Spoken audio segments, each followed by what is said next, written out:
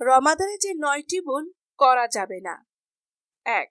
সেহরি খাওয়ার পর ফজরের নামাজ আদায় না করে বিছানায় যাওয়া ঠিক নয়। শরীর তখন ক্লান্ত ও অলস থাকে, ফলে কাত হলে চোখ বুজে আসে, ফজর মিস হওয়ার আশঙ্কা থাকে। বরং এই সময়টা সামান্য হাঁটাচলা করে ইস্তেগফার পড়ে কাটানো যেতে পারে। 2. রমাদানের পুকুর বা নদীতে সাঁতার কাটা থেকে বিরত থাকা উচিত, কারণ পানি গলা দিয়ে ভিতরে চলে যেতে পারে, অতএব সতর্ক থাকা দরকার। তাছাড়া ফরজ গোসল বা সাধারণ অজুতে গড়গড় করে কুলি করা যাবে না এবং নাকের ভিতর পানি দেওয়ার সময় যথাযথ সতর্ক থাকতে হবে, যাতে পানি ভিতরে চলে না যায়। 3. বিশেষ প্রয়োজন ব্যতীত ইউটিউব, ফেসবুক এবং অন্যান্য সোশ্যাল মিডিয়া ব্যবহার করা থেকে যথাসাধ্য বিরত থাকতে হবে। ভালো কিছু দেখতে গেলেও অনেক আজে বাজে ভিডিওর সাজেশন আসবে। ইচ্ছে না থাকলেও কৌতূহল মেটাতে গিয়ে হয়তো অনেক কিছু দেখা হয়ে যাবে। রোজার মর্যাদা কমবে, অন্তর শক্ত হতে থাকবে এবং মানসিক প্রশান্তি নষ্ট হবে।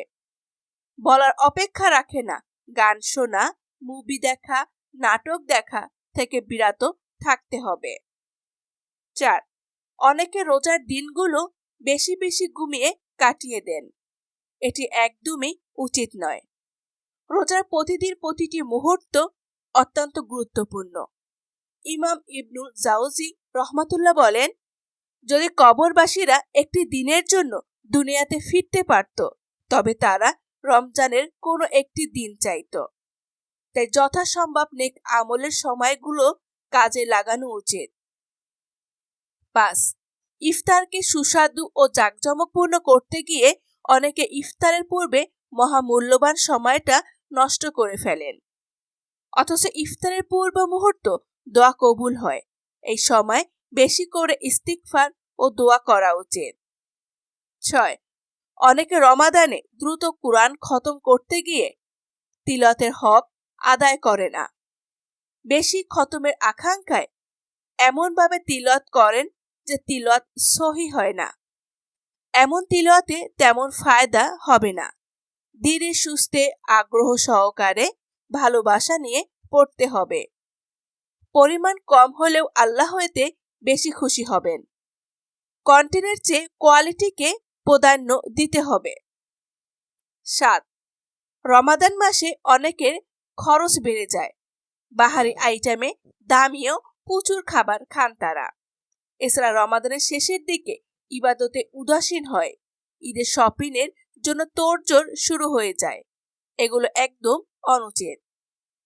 রমাদানের মূল্য কনসার্ন হওয়া উচিত অধিক নেক আমল করা, কিছু গুনাহ মাফ করানো এবং তাকওয়া অর্জন করা। 8. রোজার সময় কাটানোর জন্য অনেকে বিভিন্ন অলস খেলাধুলায় লিপ্ত হন, যেগুলোর ন্যূনতম শরীরচর্চাও হয় না। এগুলো এমনিতেই শরীয়ত সমর্থন করে না। আবার কারো দিন কাটে সোশ্যাল মিডিয়াতে ফানি ট্রোল করে, গান শুনে, মুভি দেখে। এগুলো সবই রোজা শিক্ষার সাথে সাংঘর্ষিক। এগুলো আত্মাকে কলুষিত করে। 9. অনেকে রমাদানের অর্জনকে ঈদের দিনই শেষ করে দেন।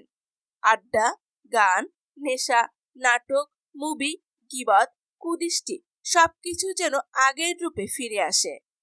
তারা ভুলে যান দীর্ঘ 1 মাসের কষ্টকর রোজা, তাহাজ্জুদের নামাজ, আন্তরিক মোনাজাত, পবিত্র কুরআনের মধুর তেলাওয়াত আর ইফতারের আনন্দের কথা। এটি খুবই দুঃখজনক। আল্লাহ আমাদের সবাইকে বোঝার তৌফিক দিন। আমিন। ভিডিওটি কেমন লেগেছে সবাই কমেন্ট করে জানাবেন। সবাইকে ধন্যবাদ।